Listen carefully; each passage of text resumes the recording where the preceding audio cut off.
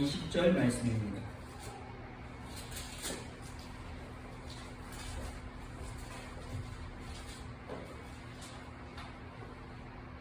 제가 먼저 15절 읽겠습니다. 내 형제가 죄를 범하거든 가서 너와 그 사람과 상대하여 권고하라. 만일 들으면 내가 내 형제를 얻은 것이요. 만일 듣지 않거든 한두 사람이 데리고 가서 그새 종의 입으로 말마다 확증하게 해라. 만일 그들의 말도 듣지 않거든 교회에 말하고 교회의 말도 듣지 않거든 이방인과 세리와 같이 여기라. 진실로 너희에게 이르노니 무엇이든지 너희가 땅에서 내면 하늘에서도 낼 것이고 무엇이든지 땅에서 풀면 땅에서도 풀리리라. 진실로 다시 너희에게 이르노니 너희 중에 두 사람이 땅에서 합심하여 무엇이든지 구하면 하늘에 계신 내 아버지께서 그들을 위하여 이루게 하시리라. 두세 사람이 내 이름으로 모인 곳에는 나도 그들 중에 있느니라. 오늘의 말씀은 많은 설교자들이나 많은 사람들이 알고 있는 말씀입니다. 특별히 이 말씀만 읽으면 사람들이 마치 이제 죄를 범한 친구들에 대해서 어떻게 대처해야 되는지, 어떻게 상대해야 되는지 정도의 교훈으로 얻는데요. 저는 그것은 굉장히 협소한 부분이라고 생각이 되고, 오늘의 말씀은 예수님께서 예수 이름으로 모였을 때 어떻게 임하시고 어떻게 함께 하시는지를 함께 보고 싶습니다. 왜냐하면 우리가 살면서 보면 우리 주변에 죄인들이 너무나도 많이 있습니다. 근데 왜 죄인들이 많이 있느냐? 사실은 사람은 우리가 예수 그리스도를 인정하고 구원의 확신이 있는 사람들은 어때요? 죄인이라고 인정을 합니다. 그리고 항상 실수하게 되고 항상 어떤 일들에게 상처도 주고 죄를 짓게 됩니다. 근데 우리가 그 속에서 어떻게 태도를 하고 어떤 모습들을 취해야 되는지 궁금할 때가 있어요. 특별히 요즘 같았을 때는 그냥 조금만 뭐가 잘못돼도 막 서로 죽이려고 그러고 서로 안갚음하고 서로 사랑하지 못할 때가 많이 있습니다. 그러나 이런 상황 속에서 우리 기독교인들은, 교회는, 그리고 예수를 믿는 사람들은 다르게 행동해야 된다고 생각하는 마음으로 오늘 이 말씀을 봤을 때 굉장히 깨닫는 것들이 많습니다. 여기서 1차원적으로 보면 15절부터 보면 우리들의 형제가, 함께하는 형제가 죄를 범했을 때의 행동거지를 알려드립니다. 첫 번째는 뭐예요? 그 형제와 그 죄를 아는 그 자신만 찾아가서 조용히 말하라는 거예요. 근데 다행히 그 형제가 인정하고 내가 잘할게, 조심할게라고 하면 어떻게 해요? 성경에도 그 형제를 얻는 거라고 되어 있어요. 근데 그렇게 하지 않아요. 그 형제가 받아들이지 않아요. 그럼 어떻게 해요? 몇 명 친구들, 증인이 될 수 있는 몇 명 친구들에게도 찾아갑니다. 그래서 그 친구에게 얘기해줘요. 근데 그것도 받아들이지 않으면 어떡합니까? 교회를 찾아갑니다. 교회를 통해서 그 친구를 찾아가라고. 그렇게 하지도 않으면 이방인과 또 뭐라고 쳐다보냐면 이방인들, 세리와 같이 보라고 얘기합니다. 근데 우리가 중요한 건 이 세리를 어떻게 보라는 시각이에요. 많은 사람들이, 많은 설교자들이 이 본문을 많이 읽고 이해하는 사람들은 그냥 버려라, 그냥 죄인 취급하거나 선을 그어라 라고 받아들여요.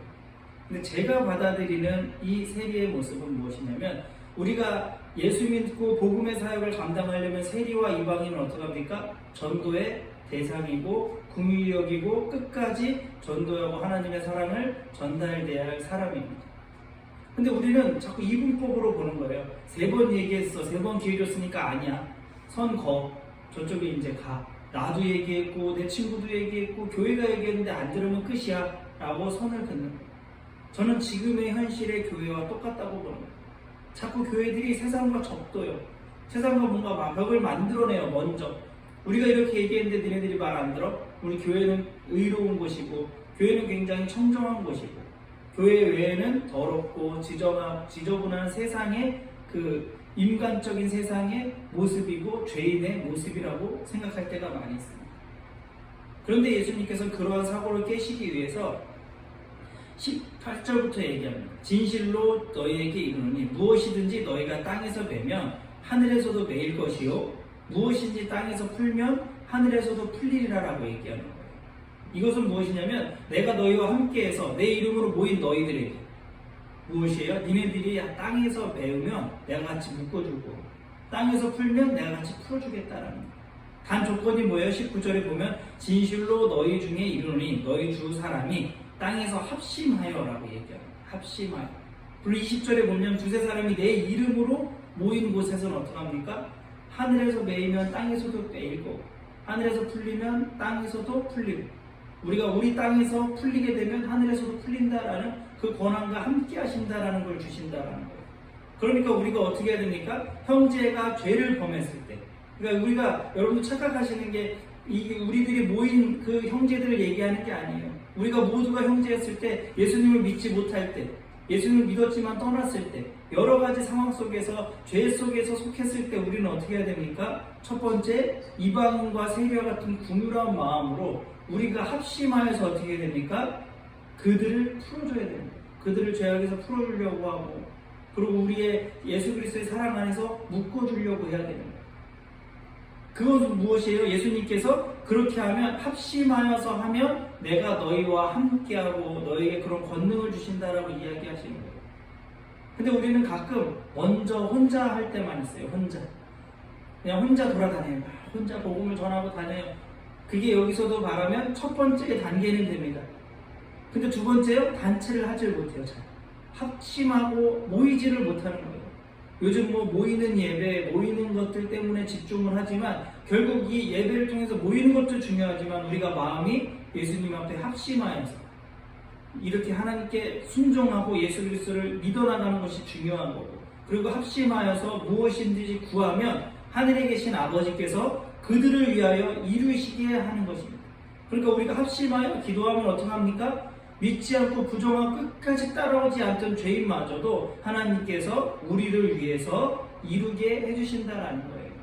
그러니까 우리는 포기하거나 우리는 저희 죄인들을 멸시하거나 무시하면 안 된다는 것입니다.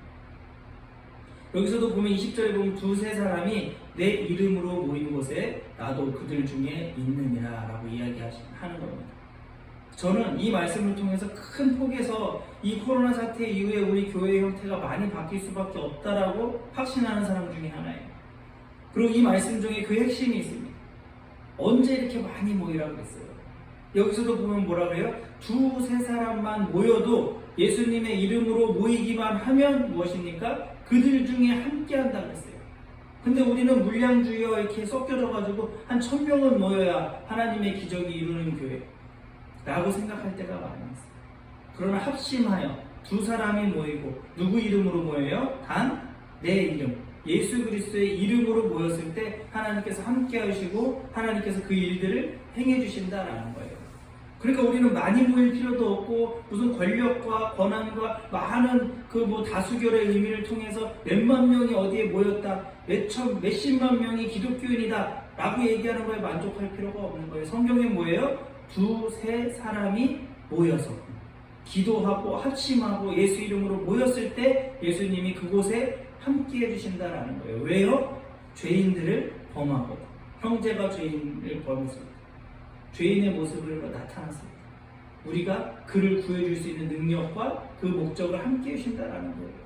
그러니까 또 착각하는 경우가 있어요. 여러분들 합심하여 기도하라고 그랬더니 자꾸 합심하여서 잘 살고 잘 먹고 교회가 커지고 물량 공세로 성공의 주의로 합심하여서 기도할 때 하나님께서 함께 해주신다는 게 아니에요. 전제 조건이 뭐예요? 내 형제가 죄를 범하거든.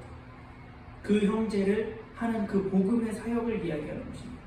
이 형제는요, 우리 형, 내 동생, 내 누나 이런 얘기를 하는 게 아니에요. 우리 예수 그리스도 안에 하나님 안에 모든 형제가 죄를 범하고 있다는 건 뭐예요? 간음을 저지르고 도둑질을 했다는 게 아니라 무엇이에요? 예수님을 믿지 못하고 떠났을 때 우리가 어떻게 해야 돼요? 첫 번째는 우리가 먼저 찾아가고 안 되면 두세 사람이 찾아보고 안 되면 교회 이름으로 찾아갔을 때 하나님께서 어떻게 하신다라는 거예요? 그 죄인을 불러주신다라는 거예요. 왜요? 누구를 위해서요? 그 죄인도 죄인이지만 그 합심하여 기도하고 예수 이름으로 모인 사람들을 위해서 이루게 해주신다라는 거예요. 근데 우리는 자꾸 좀 이렇게 편향되고 한쪽으로 치우칠 때가 많이 있습니다. 사랑하는 여러분들, 이 본문 말씀에서 기억해야 될 것은 우리가 지금 모인 것처럼 1명, 2명, 3명 모였을 때 분명히 하나님께서 합심하여서 우리가 어떤 죄인, 어떤 복음의 사역을 가지고 있을 때 하나님께서 함께 하신다는 거예요. 함께 하신다라는 것이 또 성공하거나 확산되거나 장사가 잘 된다거나 뭐 잘 된다고 이야기하는 게 아니에요. 함께 하신다라는 거예요. 이루어 주신다라는 거예요. 근데 우리는 자꾸 왜 하나님께서 함께 하신다니까 야 드디어 이제 우리 교회가 어디로 진출하겠구나. 이 기독교가 정치의 세력으로 엄청 확장성이 있겠구나라고 생각하지만 그렇지 않다고요. 여기서도 보면 내 형제가 죄를 범하거든.